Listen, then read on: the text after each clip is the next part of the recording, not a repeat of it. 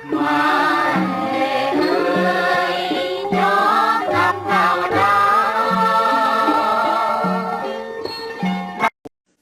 ទសួស្តីបងប្អូនទាំងអស់គ្នានៅតាមបណ្ដាញសង្គម Facebook បាទថ្ងៃនេះខ្ញុំចង់បញ្ចេញនៅចំណាប់អារម្មណ៍ខ្លះៗទាក់ទងជាមួយនឹងរឿងសង្គមជាតិរបស់យើងសម្រាប់ពួកយើងដែលជាយុវជនចំនួនថ្មីខ្ញុំយល់ឃើញថាប្រសិនបើពួកយើងមិនចូលរួមយល់ដឹងអំពីរឿងនយោបាយទេរឿងនយោបាយហ្នឹងមិនមែនជារឿងរបស់យើងទេយើងយល់ថាអញ្ចឹងរឿងនយោបាយហ្នឹងជារឿងរបស់អ្នកដតីណាយើងកំពុងតែយល់ខុសហើយកន្លែងហ្នឹងបងប្អូនអរគ្នាពិចារណាមើលឡើយហ្នឹងបើបងប្អូនគិតអញ្ចឹងបងប្អូនប្រៀបដូចវាបាននឹងបានកំពុងតែប្រគល់អាយុជីវិតជោគវាសនារបស់យើងឲ្យអ្នកដតីជាអ្នកគ្រប់គ្រងហើយបងប្អូនពិចារណាមើលពេលវេលាពីមួយថ្ងៃទៅមួយថ្ងៃ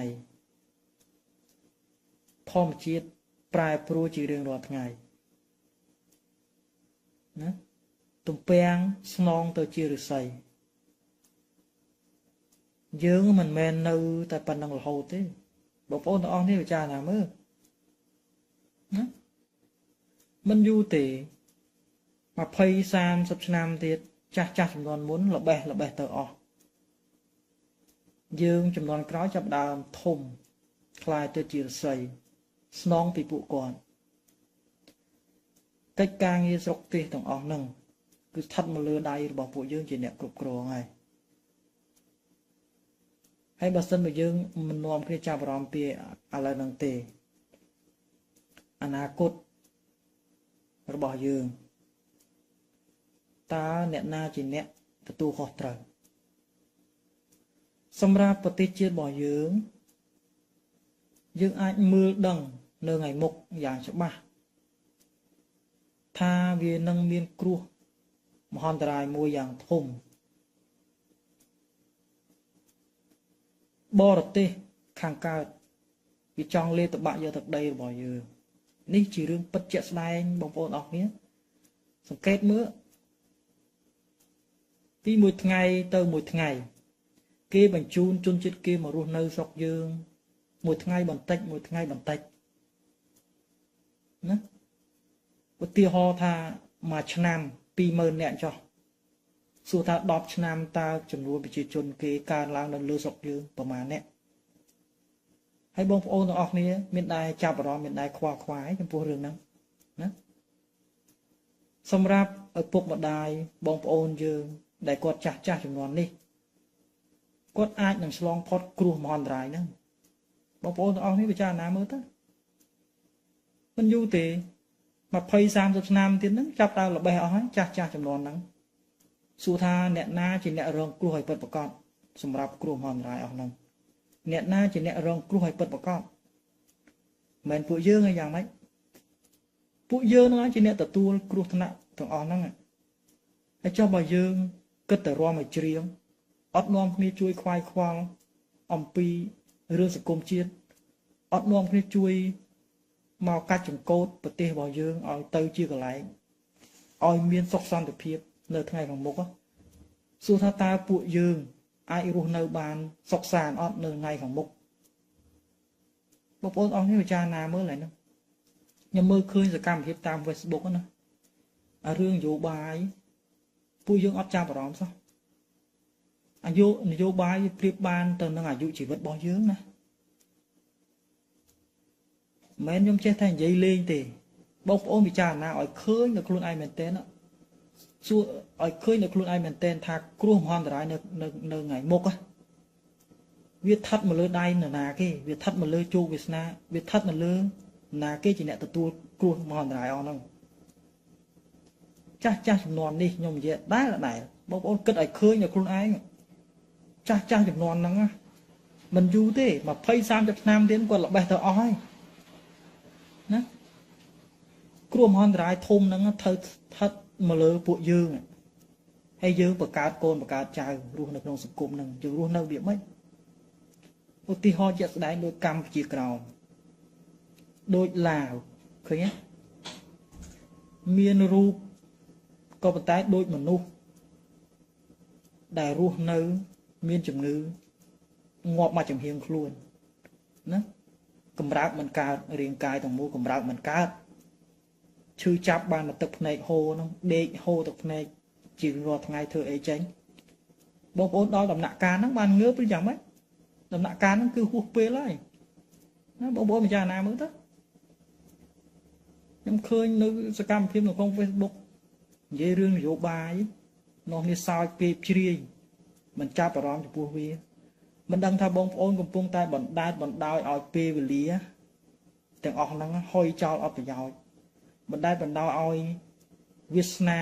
របស់យើងខ្លួនឯងនេះបានប្រគល់ទៅឲ្យអ្នកដទៃជាអ្នកគ្រប់គ្រងជាអ្នកកាច់ចកោតធម្មតាតែគេអ្នកកាច់ចកោតហើយគេធ្វើទៅតាមចិត្តរបស់គេធ្វើទៅតាមឆន្ទៈរបស់គេចង់នាំទៅណាគឺជារឿងរបស់គេអីចោះយើងនេះដែលជាមនុស្សមួយទាំងមូលនឹងគេដែរណាឲ្យគេកាច់ទៅងាប់ក៏ងាប់តាមគេទៅយ៉ាងម៉េចបងប្អូនអស់គ្នាពិចារណាមើលខ្ញុំដូចឆ្ងល់សម្រាប់យុវជនរបស់យើងគាត់គិតមិនឃើញឬយ៉ាងម៉េចចំពោះរឿងអស់ហ្នឹងគាត់ស្មានតែគាត់នឹងនៅវ័យក្មេងចឹងរហូតឬយ៉ាងម៉េចណាទើបគាត់អត់ខ្វាយខ្វល់ពីរឿងសង្គមជាតិអីបន្តិចសោះពីរឿងនយោបាយបន្តិចសោះគិតតែពីសបាយរំជារឿងហ្នឹងកន្លែងហ្នឹងបងប្អូនអស់គ្នាពិចារណាមើលទៅ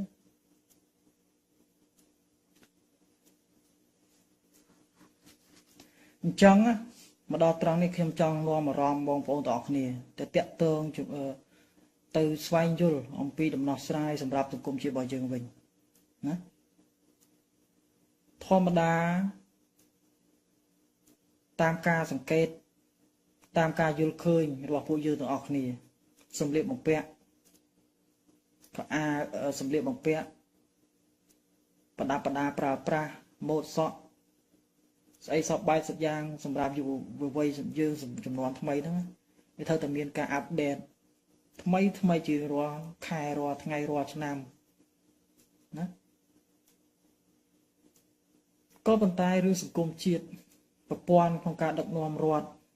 របស់ប្រទេសរបស់យើងក៏យើងត្រូវការបដូរផ្លាស់ថ្មីដែរប្រព័ន្ធរាល់ថ្ងៃនេះប្រព័ន្ធដឹកនាំរាល់ថ្ងៃនេះគឺมันអាចឲ្យពួកយើងរស់នៅដោយស្មារតីគ្នាក្នុងភាពជាម្ចាស់បានទេណាជាប្រព័ន្ធដឹកនាំបែបប្រមូលផ្ដុំអំណាចការងារក្នុងការដឹកនាំស្រុកទេសគឺស្ថិតនៅលើបុគ្គលតែមួយក្តាប់តូចចឹងគេនាំទៅណាទៅណីគឺទៅតាម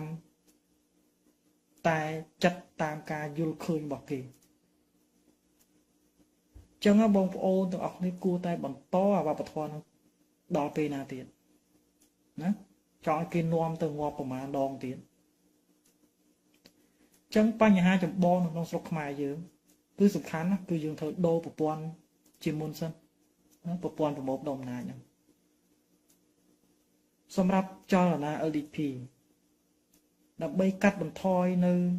ដើម្បីកាត់ផ្ដាច់ប្រព័ន្ធដែលប្រមូលផ្ដុំអំណាចនឹងបានគឺយន្តការទាំង8ចំណុចរបស់យើងវាសំខាន់ខ្លាំងណាស់បងប្អូនអរគ្នាជនជាតិដទៃគេចង់លេបទៅបាច់យកទឹកដីរបស់យើងគេប្រើប្រព័ន្ធរាល់ថ្ងៃហ្នឹងដើម្បីមកស៊ើបការពួកយើងតាំងពីថ្នាក់មូលដ្ឋានដល់ថ្នាក់លើចឹងដើម្បីផ្ដាច់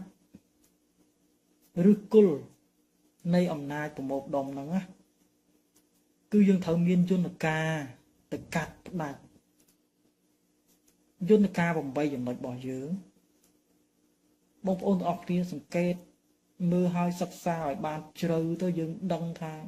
ពីដូចជាឱសថមួយដាក់ចំជំងឺហ្នឹងផ្លាច់ហ្មងឡើយហ្នឹងបងប្អូនអស់គ្នាពិចារណាមើលសរុបមកអ្វីដែលខ្ញុំចង់និយាយថ្ងៃនេះគឺគ្រាន់តែឲ្យចង់ឲ្យបងប្អូនអស់គ្នាទាំងអស់គ្នាពិចារណាណាតាក់ទងជាមួយនឹងរឿងសង្គមជាតិរបស់យើងតើយើងត្រូវចូលរួមឬក៏អត់អានោះបងប្អូនអស់គ្នាពិចារណាទៅក៏ប៉ុន្តែពួកយើង LDP គឺពួកយើងបានចាប់ដើមរួមគ្នាណាពួកយើងចង់កសាងសង្គមមួយដែលពួកយើងរស់នៅដោយស្មារតីគ្នាក្នុងភាពជាម្ចាស់ដែលអាចស្ដែងឡើងបានដោយយន្តការ8ចំណុចរបស់យើងណាចឹងខ្ញុំមានតែប៉ុណ្្នឹងទេនៅនីតិវាខ្លីទៅហើយជំរាបលាបងប្អូនអរគុណ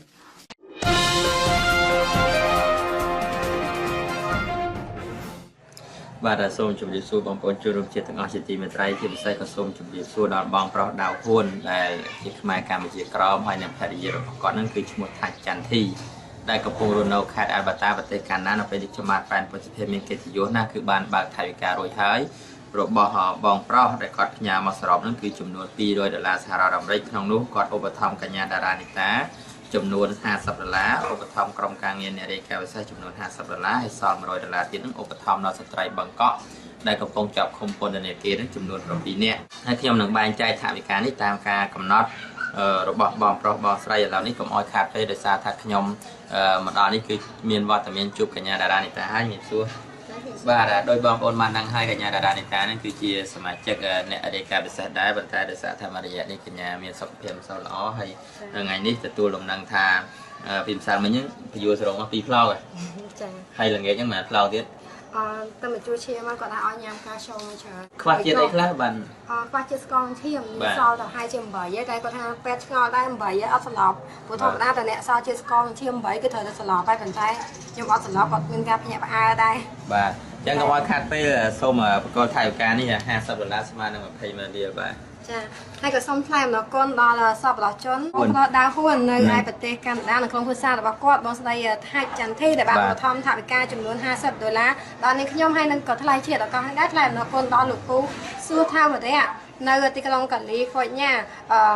ដ្ឋឡូអានជេលេសដែលគាត់បានឧបត្ថម្ភថវិកាចំនួន$50រួមទាំងមានថ្នាំមកជាមួយផងដែរជូននាងខ្ញុំ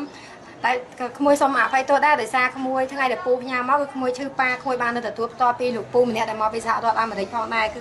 ក្មួយបានទទួលគ្រប់គ្រាន់ហើយអស់ហើយបាទអរគុណច្រើនកញ្ញាតារានីតាហើយក៏សូមថ្លែងអំណរគុណជាថ្មីម្ដងទៀតហើយសូមបញ្ជាក់អំឡឹងបន្តិចព្រឹកមិញហ្នឹងគឺបងសរៃសខុមឈុំហ្នឹងប្រធានគណៈបានសង្គមជាតិនៅរដ្ឋ North Carolina ហ្នឹងគាត់បានទូរស័ព្ទតាក់ទង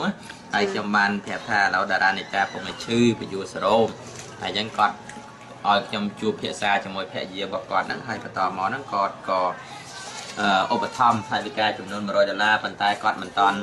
ផ្ញើថវិកាហ្នឹងមកទេនៅពេលណាដែលគាត់ផ្ញើមកខ្ញុំនឹងយកថវិកានេះជូនកញ្ញាផ្ទាល់គឺភរិយារបស់គាត់ហ្នឹងគឺឈ្មោះបងស្រីរតសុធាវីហើយបងប្រុសស្រីសកុំឈុំហ្នឹងកញ្ញាស្គាល់ច្បាស់មិនយ៉ាងគាត់ជាប្រធានគណៈបណ្ឌគួរជាតិនៅរដ្ឋ North Carolina ហ្នឹងគឺចេញមុខសកម្មមែនទែនក្នុងការរាយការណ៍ថវិកាជួយដល់សកម្មជនយុវជនហើយនិងជនរងគ្រោះនៅប្រទេសកម្ពុជាអញ្ចឹងនៅពេលនេះខ្ញុំបាទប៉ែនពុទ្ធភាពនិងកញ្ញាតារានីតាសូមសិទ្ធិពរជ័យសិរីមង្គលដល់សពប្រជាជនទាំងអស់ឲ្យជួបតែសេចក្តីសុខគ្រប់ប្រការហើយសូមឲ្យកសលផលបុណ្យតាមថែរក្សាបងប្រុសលោកពូល្មិញគឺមានបងប្រុសសេរីសុខុមឈុំលោកពូវិកទ័រស៊ូហើយនឹងបងប្រុសដាវហ៊ួនខ្មែរកម្ពុជាក្រមនិងភរិយារបស់គាត់ឈ្មោះថាច់ចន្ទធីឲ្យជួបតែសេចក្តីសុខគ្រប់ប្រការហើយសូមឲ្យកសលផលបុណ្យតាមថែរក្សាលោកពូល្មិញបងប្រុសបងស្រីជារៀងរហូតបាទជាចុងបញ្ចប់នេះនេះខ្ញុំក៏ជាការថ្លែងអំណរគុណលោកពូអ្នកមីទាំងអស់ជាពិសេសបងប្រុសសេរីសុខុមឈុំដែលគាត់តែតែយកចិត្តទុកដាក់នឹងប្អូនហើយក៏គាត់មានកិត្តិយសមែនទែនដែលបងប្រុសសុំប្អូនស្រីជាប្អូនធម៌ឥឡូវពេលនេះមានបងស្រីចេញមុខផ្ដល់ថវិកាជូនប្អូនស្រីទៀតប្អូនស្រីគ្មានអ្វីក្រៅពីលើកដៃអរគុណនិងសូមជូនពរបងជួបតែសេចក្តីសុខនិងសំណាងល្អជាពិសេសលោកពូអ្នកមីទាំងអស់ដែលយកចិត្តទុកដាក់បានខំមកសួរសុខទុក្ខក្មួយចាហើយរយៈពេលកន្លងនៅមូលហេតុដែលក្មួយមិនចង់បង្ហាញពីអាការៈដោយសារយើងអត់ចង់ឲ្យមានពាក្យដដែលថាឆ្លៀតឱកាសយកបញ្ហានយោបាយឬបញ្ហាតខ្លួនយកមកឆ្លៀតឱកាសដើម្បីធ្វើ business ផ្ទាល់ខ្លួនក្មួយសូមបញ្ជាក់ថាក្មួយធ្វើនេះគឺចេញពីទឹកចិត្តពីឆន្ទៈមិនមែនដើម្បីថវិកាពីព្រោះថាថវិកាប៉ុណ្នេះសម្រាប់អ្នកទាំងអស់គ្នាគឺច្រើនមែនតើសម្រាប់ពួកយើងនៅខ្មែរគឺច្រើនប៉ុន្តែបើគិតទៅគឺមិនបានថិតថេរមួយជីវិតទេគឺបានតែមួយពេលខ្លីអញ្ចឹងសូមបងប្អូនទាំងអស់គ្នាផ្ដោតឆន្ទៈដល់ប្រកបកុំធ្វើដើម្បីតែថវិកាពីព្រោះអ្វីគ្រប់យ៉ាងគឺយើងធ្វើដើម្បីជាតិយើងទាំងអស់រួមគ្នាសង្គ្រោះជាតិយើងទាំងអស់គ្នាផងដែរអរគុណច្រើនកញ្ញាតារានីតាបាទ